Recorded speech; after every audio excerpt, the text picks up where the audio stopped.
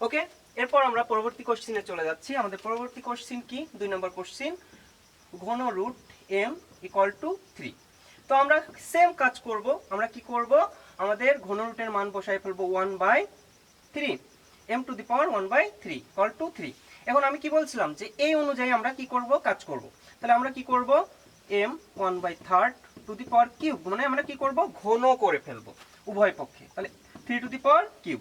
তাহলে দেখা যাচ্ছে এই 3, আমরা এই 3 আর এই 3 কি হচ্ছে? কাটাকাটি হচ্ছে। তাহলে m ইকুয়াল টু আমরা কি পাচ্ছি? 3 to the power cube. So m equal to কত? 3 কে 3 বার গুণ করলে আমরা কত পাচ্ছি? 27। সো আমাদের এই 27ই আমাদের অ্যান্সার। তো আশা করি এই ম্যাথটাও অনেক ইজি। এরপর আমরা চলে যাচ্ছি আমাদের 3 নাম্বার কোশ্চেনে। 3 নাম্বার কোশ্চেনটা কি? আমাদের 3 নাম্বার কোশ্চেন হলো root 2 to the power x minus 1 equal to 16। এখন আমাদের কি বেজমেন্ট কি? বেজ হলো আমাদের ভিত্তিটা কি? √2। তাহলে আমাদের এখানেও এই পাশেও কি √2 আকারে প্রকাশ করতে হবে। তাহলে √2 আকারে আমরা একটু প্রকাশ করি। আমরা জানি যে একটু শর্টকাট একটু শিখে নেই যে 2 কে আমরা যদি রুট করতে চাই তাহলে আমরা দুইটা রুট পাই। ওকে, আবার যদি 3 কে রুট করতে চাই তাহলে আমরা দুইটা 3 পাবো। ঠিক আছে, √3 পাবো। সো প্রতিটা সংখ্যাকেই যদি আমরা রুট আকারে প্রকাশ করতে চাই তাহলে আমরা কি পাবো? দুইটা রুট পাবো। এটার বেসিকটা কি? যেমন হাফ যোগ হাফ কি হয় দেখো তো? 2, আবার উপরে কি হয়ে যাচ্ছে? 2, তাহলে আমরা কি 1। সো 2 ইন্টু 1, 2 একে 2 আমরা কিন্তু সবসময় পেয়ে থাকি, বা 3 ইন্টু 1 এটা কিন্তু সবসময় আমাদের কি আসেই। সো আমরা কিছু বেশি নিচ্ছি না। সো দুইটা √2 মান হলো 2, দুইটা √3 মান হলো 3। সো আমরা বেসিক কমপ্লিট করলাম। এখন আমরা একটু অঙ্কে ফিরে আসি। So √2 to the power x minus 1 equal to, আমরা কি করব? 16কে √2 আকারে প্রকাশ করব। তাহলে আমরা একটু ক্যালকুলেটর নিয়ে যদি আমরা √2 টু দি পাওয়ার আমরা কত করতে পারি? 8 করি। মানে কি? আমরা যদি 2 কে যদি কিউব করতাম, কিউব না, আমরা যদি 4 করতাম তাহলে কত হতো? দেখো তো, 2 গুণ 2 গুণ 2 গুণ কত? 2, 2 দুগুণ 4, 4 দুগুণ 8, 8 দুগুণ 16।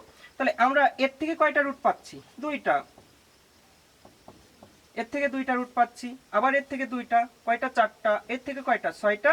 আর এর থেকে কয়টা? দুইটা। মানে মোট আমাদের √2 সংখ্যা হয়ে দাঁড়াচ্ছে কয়টা? 8টা।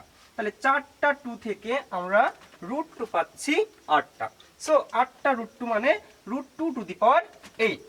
ওকে, এখন আমরা কি করব? এই √2 আর এই √2 আমরা কেটে দেব। তাহলে আমরা এই √2 আর এই √2 যদি কেটে দেই তাহলে কি হচ্ছে? x minus 1 equal to 8। এখন 1টাকে আমরা যদি ওই পাশে নিয়ে যাই তাহলে x ইকুয়াল টু 8 প্লাস 1, অতএব x ইকুয়াল টু কত? 9। সো এই ম্যাথটাও কিন্তু অনেক ইজি ছিল। আর আমাদের এই ম্যাথগুলো কিন্তু গতানুগতিক আমরা যতগুলো বোর্ড দেখছি সব বোর্ডেই এরকম টাইপের কোশ্চেনই আসছে। সো তোমরা যদি এরকম কোশ্চেন প্র্যাকটিস করতে থাকো তাহলে আশা করা যায় 2025 সালের যে এসএসসি কোশ্চেন থাকবে সূচক ও লগারিদম থেকে, সেই কোশ্চেনগুলো তোমরা খুব ভালোভাবে অ্যান্সার করতে পারবা। সো আমরা চলে যাচ্ছি আমাদের পরবর্তী কোশ্চেন, 4 নাম্বার কোশ্চেন। 4 নাম্বার কোশ্চেনটা কি? আমাদের 4 নাম্বার কোশ্চেন হলো 4 to the power x plus 1 equal to 32।